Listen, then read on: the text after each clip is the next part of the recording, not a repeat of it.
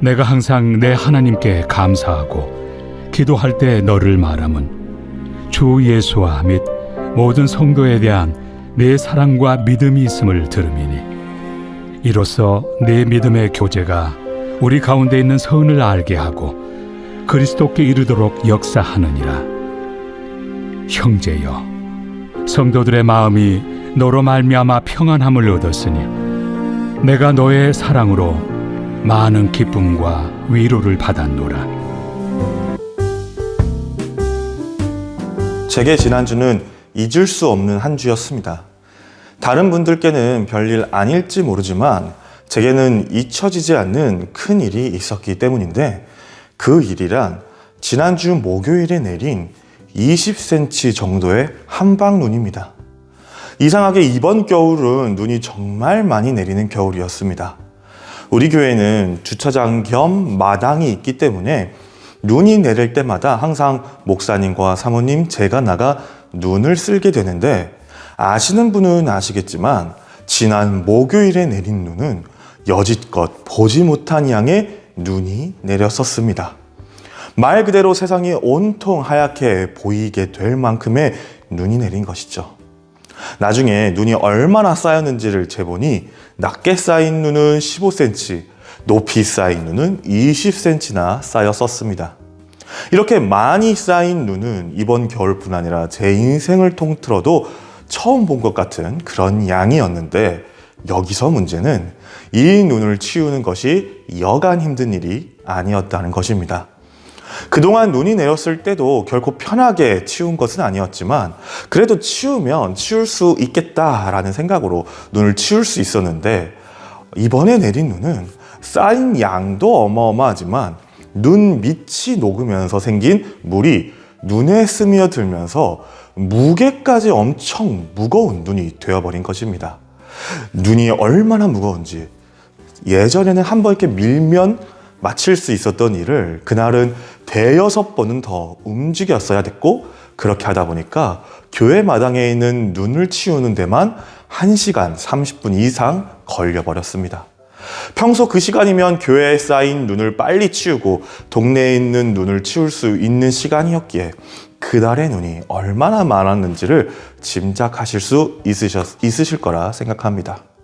제가 치운 눈이 교회 마당 눈뿐이라면 그날 동네의 그 많은 눈은 누가 치웠을까요? 그 일을 한 사람이 바로 오늘 말씀을 나눌 수 있도록 제게 깨달음을 준 한 청년이었습니다. 제가 눈을 치우러 나간 시간이 오전 9시였는데 이미 그때 동네의 눈이 거의 다 치워져 있었습니다. 옆에 사진을 보시면 얼마나 깨끗하게 치워져 있는지 보이실 겁니다. 조금 전에도 제가 말씀드렸지만 이 눈은 다른 날의 일반적인 눈과는 다르게 양도 많고 굉장히 무거운 눈이었습니다. 그 눈을 바닥이 보일 정도로 쓸었는데 그 일을 이 청년 혼자 하였다는 것입니다. 제가 나갔을 때에도 그 청년은 눈을 치우고 있었는데 그 모습을 자세히 보니 눈을 쓰는 삽의 기둥 부분이 부러져서 삽 부분만을 가지고 앉은 자세로 눈을 치우고 있었습니다. 보통 눈삽이 부러지면 그만할 법도 한데 이 청년은 혹여 녹은 눈이 얼을까봐 그 작업을 계속하고 있었던 것입니다. 그 모습을 보고 사모님과 제가 가서 그만하셔도 된다고 하며 음료 하나를 드린 후 들여보냈는데, 그때만 해도 제가 아직 눈을 쓸기 전이라 그런지 그 청년이 얼마나 대단한 일을 했는지를 미처 깨닫지 못한 상태였죠. 그 이후 우리 교회 마당의 눈을 쓸기 시작하면서 그 청년이 얼마나 대단한지를 새삼 깨닫게 되었습니다. 고작 교회 마당에 있는 눈만 치웠는데도 이렇게 오랜 시간이 걸리고 힘이 들었는데 이 청년은 동네길에 이 눈들을 치우며 얼마나 힘이 들었을까요? 저는 제가 속해 있는 교회의 눈을 치운 것이지만 이 청년은 자신의 집 앞뿐 아니라 자신과 상관도 없는 이 근처의 눈을 모두 치우는 수고를 한 것입니다.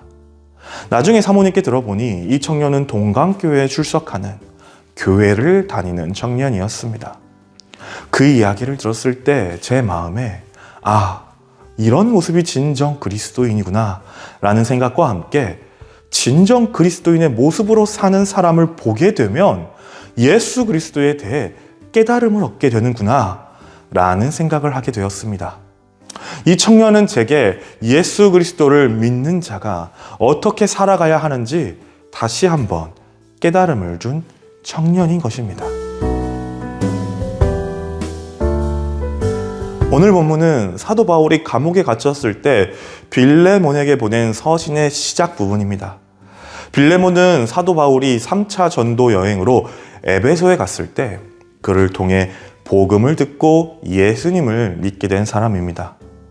그는 이때 경험한 믿음으로 예수님께 예배드리기 위해 자신의 집을 제공하여 사람들과 함께 예배를 하였는데 이가 골로새 교회의 시초가 되었습니다. 빌레몬에 대한 평가가 어떠했는지는 오늘 본문 말씀이 잘 설명해 주고 있습니다. 나는 기도할 때마다 그대를 기억하면서 언제나 나의 하나님께 감사를 드립니다. 나는 주 예수에 대한 그대의 믿음과 모든 성도에 대한 그대의 사랑에 관하여 듣고 있습니다. 그대의 믿음의 사귐이 더욱 깊어져서 우리 안에 있는 모든 선한 일을 그대가 깨달아 그리스도께 이르게 되기를 나는 기도합니다. 형제여, 나는 그대의 사랑으로 큰 기쁨과 위로를 받았습니다. 성도들이 그대로 말미암아 마음의 생기를 얻었습니다. 사도 바울은 사람들을 통해 빌레몬이 신앙적으로 얼마나 바르게 살고 있는 그리스도인인지를 듣게 되었다고 말합니다. 그가 예수님을 잘 믿으며 그로 인해 성도들을 사랑으로 대한다고 사람들이 사도 바울에게 이야기해 주었다는 것이죠. 또 그는 믿음의 사귐, 개역개정이나 개역 한글에는 교제라 번역된 코이노니아를 이름으로 감옥에 갇혀 복음을 전하지 못하는 자신에게 큰 기쁨과 위로가 된다고도 빌레몬에게 전합니다. 사도 바울의 빌레몬에 대한 이러한 평가는 그가 평소 어떤 삶을 사는 사람인지를 알 수 있게 해주는 대목입니다. 빌레몬은 사람들에게 예수님의 선한 영향력을 보여주므로 예수님을 통한 사랑의 교제, 즉 코이노니아를 이룬 사람인 것입니다. 그런데 사실 사도 바울이 빌레몬에게 편지를 쓴 이유는 이러한 빌레몬의 모습을 칭찬하기 위함만이 아니라 한 가지 권면을 하기 위해서였습니다. 그것은 빌레몬이 데리고 있던 종 오네시모를 용서하는 일이었죠. 빌레몬이 그의 종 오네시모를 용서해줘야 할 일은 오네시모가 빌레몬에게 피해를 주고 로마로 달아났기 때문입니다. 아니, 주인에게 피해를 주고 달아난 종을 갑자기 용서하라고 한다니. 이 어려운 부탁을 하기 위해 사도 바울은 빌레몬에게 자신이 왜 이런 부탁을 하게 되었는지를 자세히 설명합니다. 당신의 종 오네시모가 주인인 당신에게 피해를 끼치고 로마로 오게 되었는데 그곳에서 나를 찾아왔고 나와 함께 하는 동안 예수 그리스도를 영접하게 되었습니다. 그리고 지금 오네시모는 나에게 예수님의 사랑으로 낳은 사람이 되었습니다. 지금도 감옥에서 나의 일을 도와주는 이 오네시모를 당신에게 보내니 이 오네시모를 용서해 주십시오. 이 사람이 지었던 잘못이 있다면 내가 대신하여 다 갚겠습니다. 또 오네시모를 받아들일 때 예전과 같이 주인과 종의 관계로 그를 받아들이지 말고 예수 그리스도 안에서 형제로 받아들이길 권면합니다. 나의 형제여, 당신을 통해 나의 마음에 그리스도의 생기를 넣어주길 소망합니다. 당신은 분명 순종할 것이라 믿습니다.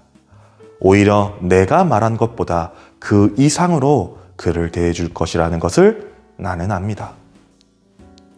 사도 바울의 이 편지를 받은 빌레몬은 오네시모를 어떻게 대했을까요? 분명 사도 바울이 그에게 권면한 대로 오네시모를 용서하고 그를 그리스도 안에서 형제로 맞아 함께 사역을 감당하였을 것입니다. 오네시모 또한 옛 주인이었던 빌레몬에게 용서를 구하고 그를 따라 최선을 다해 사명을 감당하였을 것이고요. 어떻게 그럴 수 있었을까요?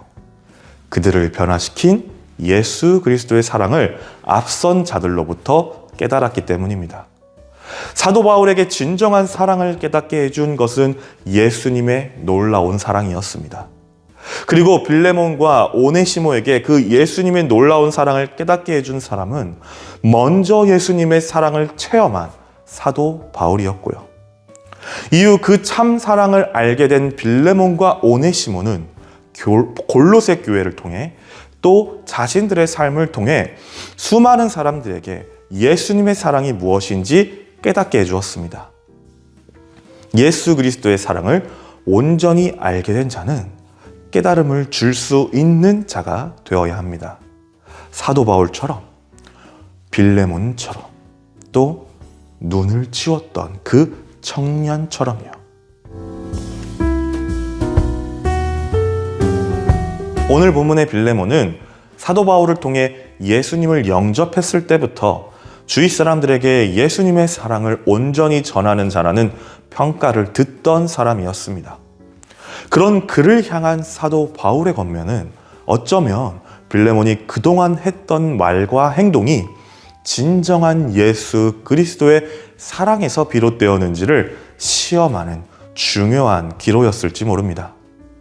빌레몬은 그 기로에서 자신이 했던 말과 행동이 예수님의 사랑으로부터 기인하였다는 것을 증명해내었고, 그로 인해 많은 사람들에게 예수님의 사랑이 무엇인지, 그 사랑을 받은 사람은 어떤 사람이 될 수 있는지를 깨닫게 해 준 것입니다. 이 깨달음은 비단 그 시절의 사람들뿐 아니라 이 말씀을 읽고 듣는 우리에게도 예수 그리스도의 진정한 사랑을 깨달은 사람이 어떤 삶을 살아야 하는지를 알게 해줍니다. 이제 우리 차례입니다. 예수 그리스도의 사랑을 깨달은 사람은 깨달음을 받은 상태로 머물러 있어서는 안 됩니다. 반드시 깨달음을 줄 수 있는 사람이 되어야 합니다. 예수님께서 자신의 삶을 바쳐 그 모습을 보여주셨고, 그로 인해 예수님의 제자들과 사도 바울이 그러한 삶을 살았으며, 또 그들을 통해 예수님을 영접한 그리스도인이 그리하였기 때문입니다. 내가 하는 말과 행동을 통해 예수 그리스도를 전하는 삶, 예수님이 정말 살아계시고 지금도 역사하신다는 것을 깨닫게 해주는 삶을 사는 것이 예수님을 영접한 우리 그리스도인의 삶이어야 합니다. 저는 이번 눈밭을 치운 그 청년을 통해 예수님의 모습을 체험하였습니다. 자신의 일이 아님에도 누군가를 위해 자신을 희생했던 그 모습은 예수님의 사랑을 가진 자의 진정한 모습이었습니다. 이제 제가 깨닫게 된 이 예수님의 사랑을 또 다른 곳에 전하려 하고 전해야 할 것입니다. 그것이 진정 예수 그리스도를 마음에 품은 그리스도인의 삶이기 때문이죠. 오늘 말씀을 통해 권면드리고 싶은 것은 예수님의 사랑을 받고 깨닫기만 하는 사람이 되지 말았으면 한다는 것입니다. 그 사랑을 받고 깨달았다면 반드시 누군가에게 내가 받은 그 깨달음을 줄 수 있는 사람이 되어야 한다는 것을 잊지 않으셨으면 합니다. 그것이 예수님께서 우리에게 주신 가장 큰 사명, 복음의 시작이기 때문입니다.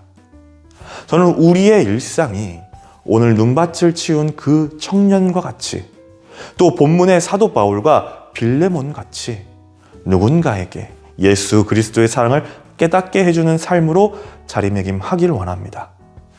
이번 사순절을 통해 예수님이 우리에게 주신 깨달음이 무엇인지 다시 한번 묵상해보고, 그 받은 깨달음을 가지고 다른 사람들에게 깨달음을 전해줄 수 있는 우리 동작중앙교회가 되길 간절히 소망합니다.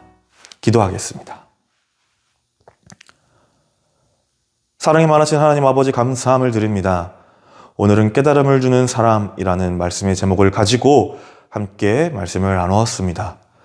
우리가 깨달음을 주는 그리스도인이 되기를 원합니다. 우리 동네 눈밭을 치운 그 청년의 모습을 통해 저는 예수님의 사랑이 무엇인지 다시 한번 깊이 깨달아 볼 수 있는 시간이 되었습니다.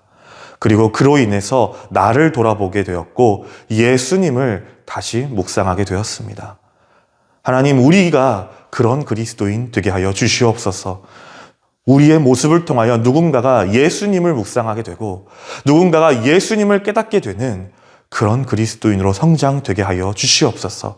이번 사순절을 통하여서 예수님의 모습을 다시 한번 돌아보고 예수님이 어떠한 삶을 사셨는지를 제대로 묵상해 보면서 우리의 삶이 어때야 되는지를 점검해보는 귀한 시간 되게 하여 주시고, 깨달음을 받고 끝나는 삶이 아니라 깨달음을 줄 수 있는 우리 동작중앙교회가 되게 하여 주시옵소서.